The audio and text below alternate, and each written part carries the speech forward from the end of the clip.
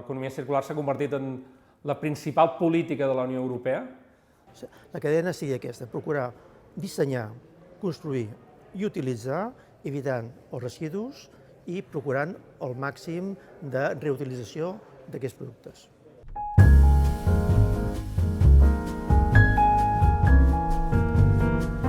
Estem en una paradoxa ambiental actualment perquè tenim un sistema econòmic que el podem anomenar de sistema o economia lineal, que el que fa bàsicament és agafar unes matèries primeres, amb això manufacturem un producte, aquest producte l'utilitzem, el consumim i finalment generem uns residus perquè deixem d'utilitzar aquest producte. És una economia que es basa en un creixement il·limitat quan tenim un planeta, evidentment, amb uns recursos limitats.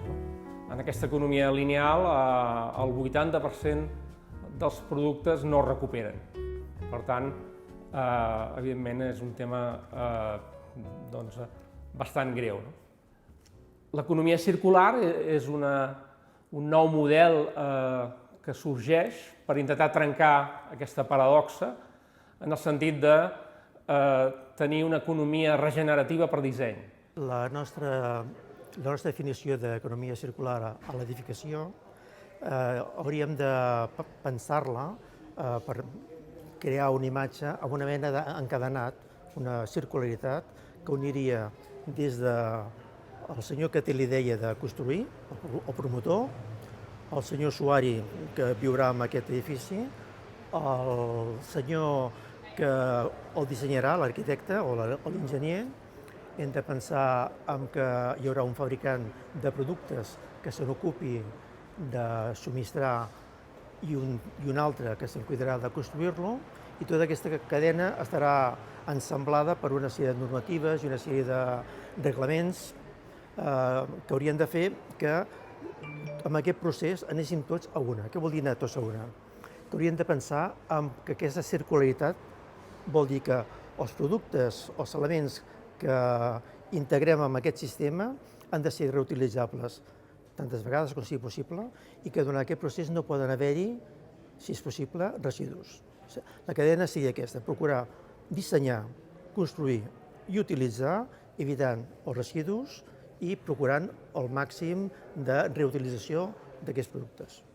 Per tant, l'objectiu és passar d'aquesta economia lineal on el 80% dels productes no es recuperen a una economia circular que a llarg termini, 2030, quasi bé o una mica més, voldria dir recuperar el 95% dels productes. Estem molt lluny d'aquí, però la Unió Europea s'ha marcat uns plaços molt estrictes i en 15 anys s'ha de canviar pràcticament tots els processos industrials de la Unió Europea, perquè l'objectiu és 2030 i, per tant, tenim ja menys de 15 anys per fer aquest canvi realment bastant radical.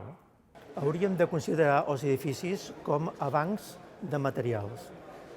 Un banc el tenim constituït com un lloc on posem diners, doncs un banc de materials, un edifici, és un lloc on potencialment tenim gran quantitat d'elements constructius que podem utilitzar un cop aquest edifici deixi de fer la seva funció.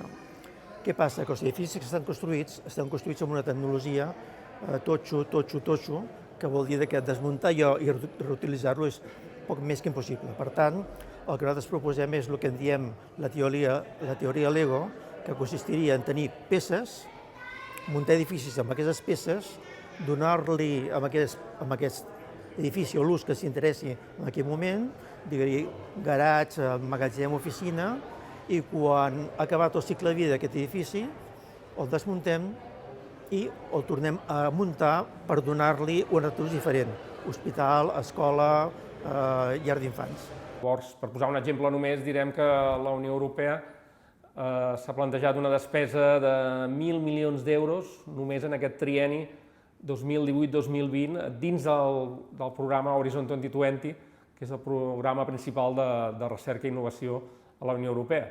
1.000 milions en 3 anys, 2018-2020, com a inversió en tota aquesta part d'innovació per a l'economia circular només.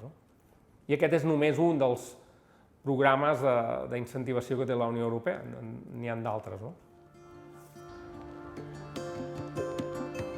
Estem en l'edifici de l'equipament Jean Piaget, que és un edifici actualment en desús de l'Ajuntament de Sabadell, que es rehabilitarà pels nous serveis d'atenció i participació ciutadana. Aquesta rehabilitació es planteja des del punt de vista de la sostenibilitat, del baix impacte ambiental i de l'economia circular. Un exemple dels quals el tenim aquí mateix, que és la reutilització de les fusteries existents. Aquesta fusta l'hem analitzat i està en bon estat de conservació, si bé les fulles, els marcs no tant, que n'hi ha alguns en estat de pudrició, i per tant el que fem és utilitzar aquesta fusta per tal de conformar les noves fusteries de fusta que estem plantejant en la rehabilitació. Evidentment, hem d'augmentar el gruix per aconseguir unes transmitàncies baixes i en quant a la fusteria és això. El vidre és un vidre que està en bon estat de conservació, és un monolític que també utilitzem per conformar el nou vidre amb càmera, tipus Climalit, de la cara interior.